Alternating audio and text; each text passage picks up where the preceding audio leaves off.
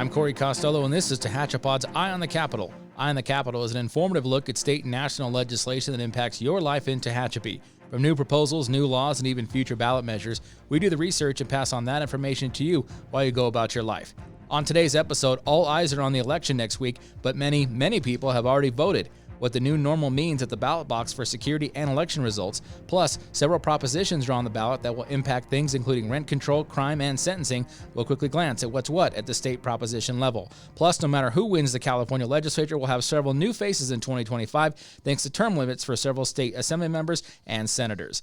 We start at the ballot box, or more appropriate, the mailbox, where California's election is already underway despite official election day being Tuesday, November 5th.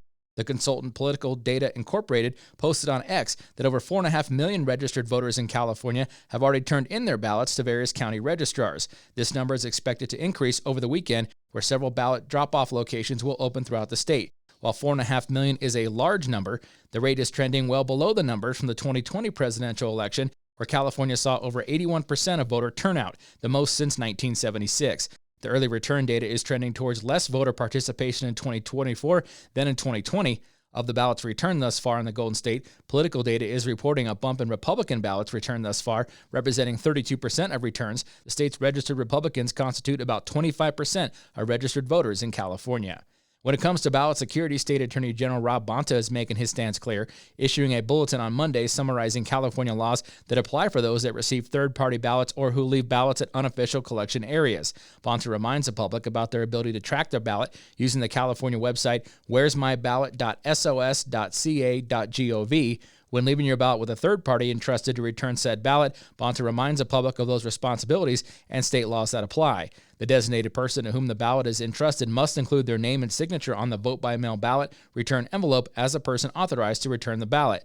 The designated person must return the ballot in person or put the ballot in the mail no later than 3 days after receiving it from the voter or before the close of the polls on Election Day, whichever time period is shorter.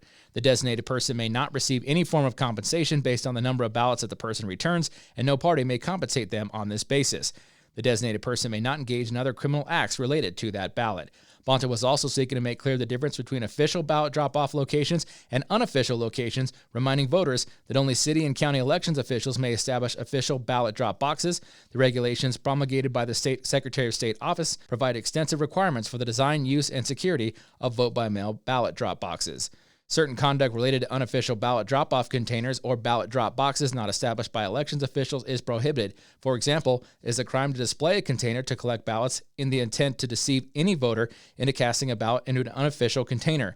Evidence of intent to deceive voters may include using the word official on the container or other features that are likely to deceive voters into thinking that an unofficial container is an official drop box approved by the elections officials. It's a crime to direct or solicit a voter to place a ballot in containers described in the bulletin. There are 10 statewide ballot propositions being considered this election. Here's a quick rundown of each. Proposition 2, this bond issue will authorize the state to borrow $8.5 billion for K-12 schools and $1.5 billion for community colleges for construction and modernization. Based on the qualifications and competitiveness for this funding, it is unclear if the demographics of Tehachapi will qualify for the funding if approved statewide.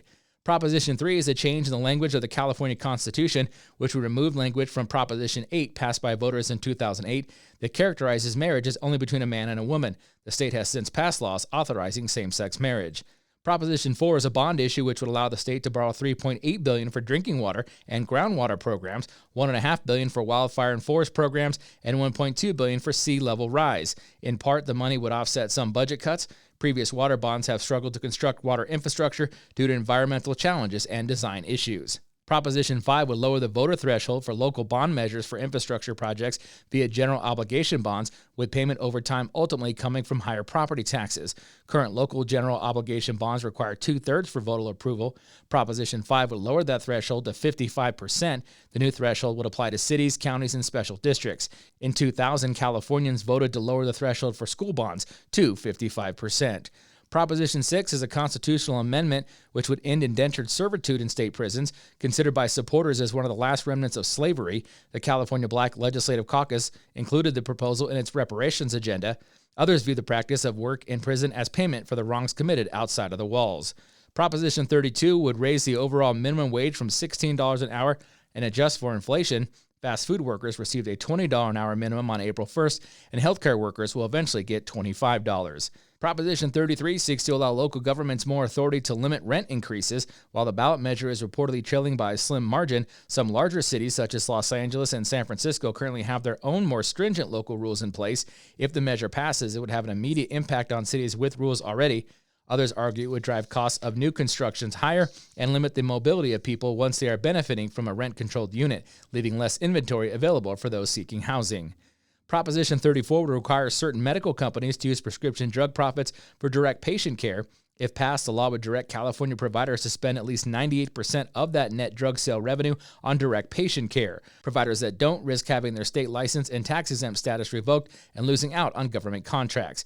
But the proposition doesn't apply to all providers, only those that spend at least $100 million on expenses other than direct care, that also own and operate apartment buildings, and have racked up at least 500 severe health and safety violations in the last decade. Proposition 35 would extend the current tax on medical providers that helps fund Medi-Cal programs in the state. If passed, it would require the state to spend the money from a tax on healthcare plans on Medi-Cal, the public insurance program for low-income Californians and people with disabilities. It would also prevent legislatures from using the tax revenue to replace existing state Medi-Cal spending.